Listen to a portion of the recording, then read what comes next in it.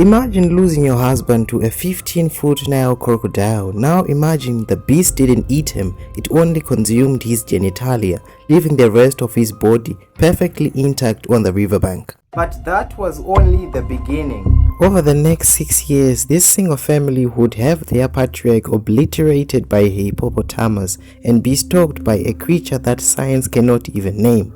By the end of this video, you will understand why the locals of Gajekache believe that this family is cursed, and why academic researchers who studied this exact location said the truth is actually more terrifying. If you're new to the channel, please subscribe and get this video to 500 likes.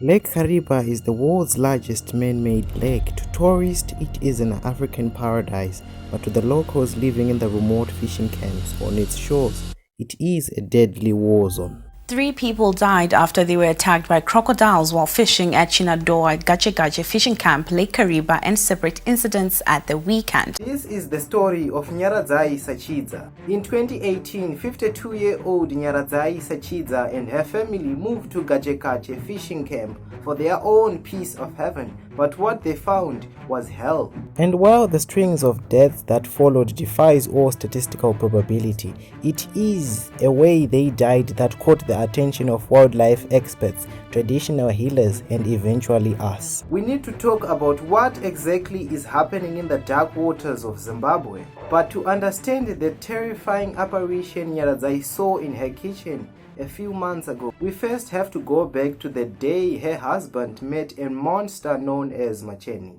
In 2018, innocent Sachidza went to the shores of Lake Kariba, just as he did every day, to secure a living for his family. He never came back home. Innocent was ambushed by a massive Nile crocodile, but when his body was recovered, the local authorities and fishermen were baffled in shock. But Innocent's body was left entirely intact, except his private parts. The locals were horrified. This wasn't a standard predator attack. It felt deeply personal. It felt like an assassination. But Innocent wasn't the last. The crocodile went on complete rampage. According to local reports, the beast killed more than 25 fishermen in the Gajekache camp, each time using the exact gruesome method. The crocodile became infamous, earning the title or the name Macheni, a local respectful slang word referring to the manhood.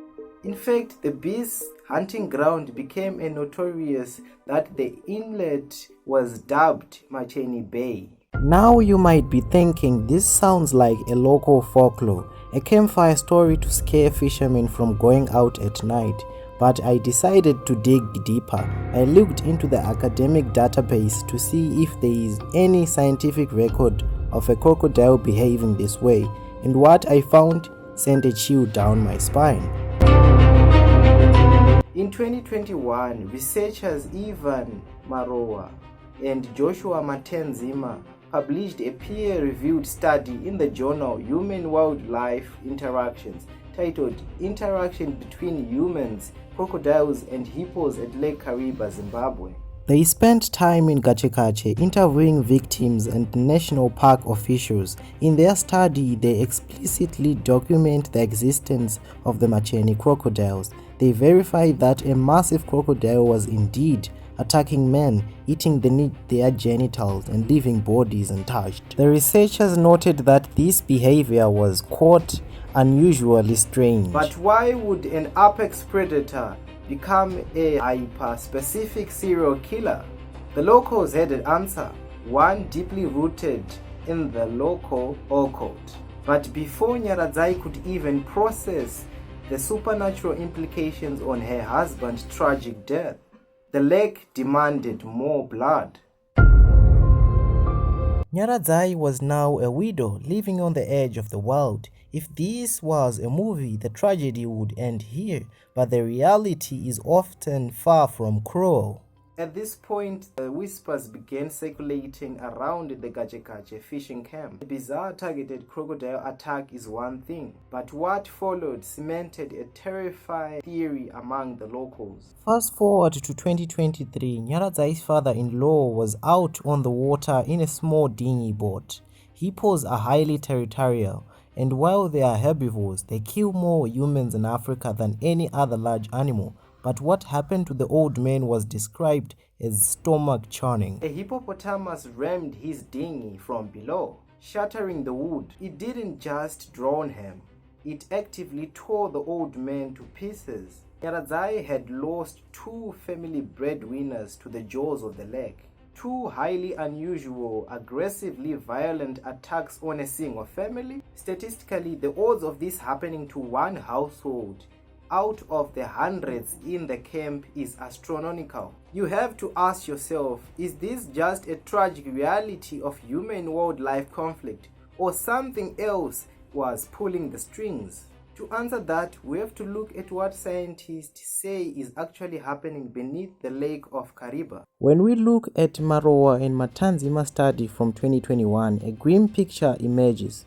Zimbabwe's economic hardships has forced more and more people to the shores of Lake Kariba in search for daily sustenance. Humans are pushing into the water to fish and animals are pushing back. The study shows that hippos and crocodiles are destroying livelihoods, smashing boats, and rising a death toll. But the science of human-wildlife conflict only explains why the attacks are happening in general. It doesn't explain the Macheni crocodile's surgical precision. It doesn't explain why a hippo specifically eviscerated her father-in-law in an act of absolute fury. In Western science, this is written off as an anomalous statistical cluster, bad luck, or just a tragic coincidence.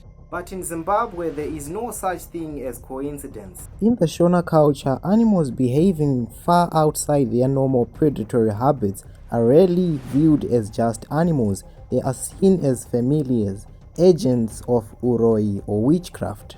When a crocodile ignores the meat of man and selectively targets his manhood, leaving the body untouched, local beliefs dictate that this is a spiritual assassination. The animal was sent by someone performing dark magic.